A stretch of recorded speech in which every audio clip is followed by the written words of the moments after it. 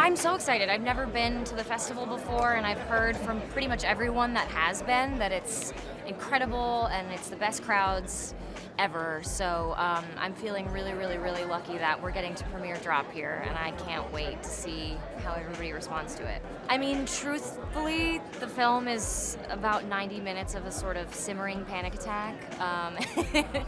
No, it's super suspenseful and surprising, and really keeps you on your toes. You're trying the whole time to figure out who's the person sending the messages and what's going to happen. And I don't know if anybody's going to guess it, but I'm interested to know, like, if someone says, like, "Oh, I figured it out," because I didn't when I read the script. You know, I never really thought about it, but it makes a lot of sense, and I think it's part of what's so great about it is that it feels like something that really could happen.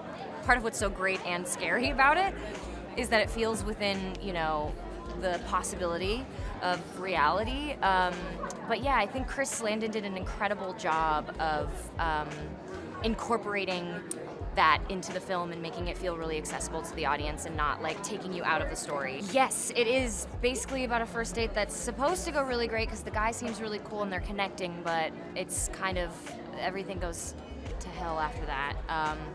But in the end, it's really hopeful. I love Austin. I worked here for 4 or 5 months in 1923, and I've always wanted to come to this festival. And yeah, I'm really excited to be here. I was stoked when I found out. Yeah, I mean, it's a classic movie that I don't think you see a lot anymore. You know, it's a fun film. It's very Hitchcock. It's very Agatha Christie. But the way that they shot it, it has a modern take, and it's suspenseful, and there's very inventive camera angles and the way they edited it.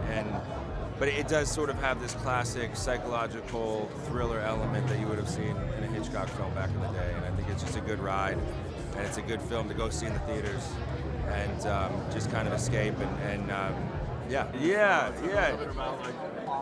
me a little bit about that. Well, I mean, it's contemporary for sure in that sense, and I mean, I think that's something we've all experienced. You know, our phones getting hacked and someone kind of messing with you through the technological end of things. And yeah, I haven't seen someone tie that in sort of a suspenseful narrative before.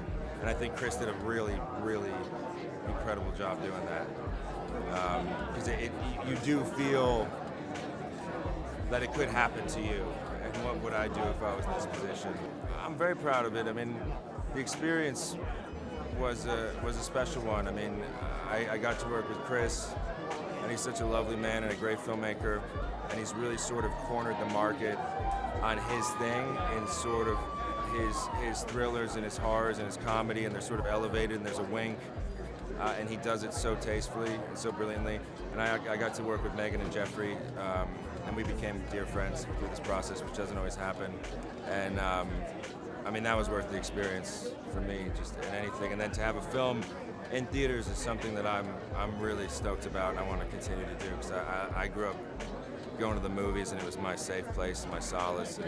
And yeah, it's my favorite thing to do is go, escape into a film. And I'm just happy that people are going back to the movies. Oh my God, this is the most exciting night of my life, I think. Yeah, I lived in Austin. This is my favorite festival. I've always dreamed of being a part of it, and so I just cannot believe that I'm here right now. Yeah, I mean, I would say, Drop is a nail-biting, ultra suspenseful movie. It keeps you guessing the whole way through. It keeps you engaged the whole way through. It has, really emotional characters that are struggling with some pretty heavy things, but also it's a movie that still knows how to have a lot of fun. Yeah, so, look, there's a lot of memes in the movie, and what was really important to me was that they were real memes that, everybody has gotten. And so it took us a long time to get those actual memes cleared. legally, but I didn't want to replace them or fake them because I knew that the audience would see through that. So, but it's a lot of fun. It's a technology that everybody's familiar with. It's something that we all use. And for me, the real fun of the movie is watching how that kind of technology gets turned into something evil. Yeah, I mean, our villain in the movie is using airdrops to manipulate and control our lead character, and they're untraceable. And so it puts her in a real impossible situation because it's very difficult for her to prove where these things are coming from and who's sending them because you can't identify where they're coming from. I mean, who doesn't like first dates are already terrifying, and I think that's also part of the premise, is that, going on a first date's really scary. Now add some psychopath that's trying to, destroy your life and someone else's life, and it's pretty intense. Honestly, I'm always the most proud of my cast. I'm so enamored with them. They are all so good. Every single role, no matter how big or small, every actor brought their A game, and I think it's there on the screen. So I'm very, very proud of those people. Yeah, I mean, South by Southwest is just inherently cool. I mean, Austin's inherently cool, but South by Southwest specifically makes you feel hipper and trendier than you really are in real life. So I'm riding that wave this weekend. Yeah, I mean, I think the audience should expect the type of movie that you want to go see in a theater with people, and that it's got these great jump scares, but it's also got these great laughs, and I think it's a type of movie that I think will bring people together in an audience, and it's a communal experience to watch a movie. So hopefully people will see it in theaters. So it uses the airdrop memes, and so.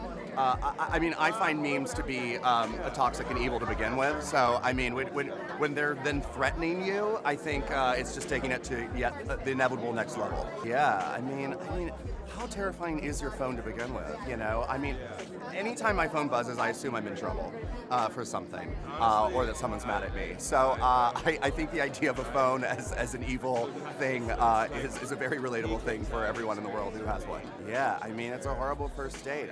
We've all been there. Maybe you'll go to this movie on a horrible first date, and then you can actually bond over how bad your date is going while you watch a bad date. I think that's one way to see it. Well, I've always been a huge fan of Chris Landon, and I think he did such a brilliant job directing this movie, and he's such a great leader, and has such a strong POV, and knows exactly what he wants, and he just made it such a wonderful experience that was really playful and fun, and let everybody really play, and then getting to work with Brandon and Megan and fall in love with them, and it was just all around one of the great experiences of my life, so I had a blast. Well, listen, our first premiere at South by was in 2018 with A Quiet Place. Okay, good. It was the single best screening I've ever had, and so I'm hopeful that we can replicate something close to what that was. Well, Chris's intent was always to make this a fun roller coaster ride, and we hope he delivered. I mean, when I watch it, I feel it. I hope the audience feels the same way. I didn't know anything. I don't even know what a meme is when I started this movie, so I'm an old guy. That's when I made the movie with my kid, who's young, and he told, I didn't even know what a meme was when we started this process. Yeah, you meet someone online, and you think you know them, but you don't really know them, and then you're confronted with that person, and anything can happen. It can go great, it can go horribly, and I think our movie shows all of the above. Well, listen, we all are carrying it around us. It knows where we are at all times. And so most of the time it's a good thing, but it can also be a bad thing. Well, look, this is the first studio movie I've made with my son, and that's very meaningful to me.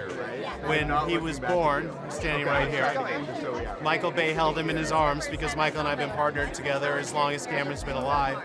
And here we all are on the carpet together. It's an amazing thing for me.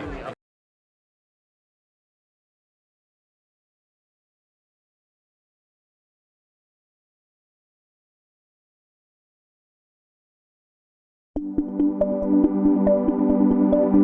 you.